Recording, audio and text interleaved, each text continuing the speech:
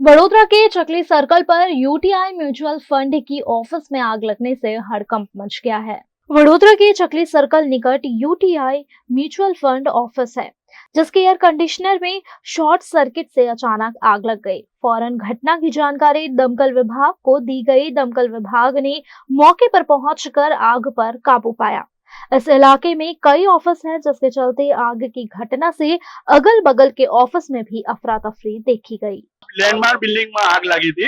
અમને સ્થાનિક direct Vadiwadi fire સ્ટેશનમાં કોલ મળ્યો હતો।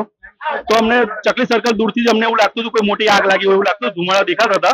એટલે અમે ઘટના સ્થળ પહોંચ્યા તો અમે લોકોએ અંદર એન્ટ્રી લેવા એવું કન્ડિશન નથી, તો અમે ગ્લાસ બ્રોકન કરીને અંદર એન્ટ્રી લીધી અને ફાયર ફાઇટિંગ કરીને આગ ઓલવેલી છે। જાનહાની કોઈને થઈ નથી।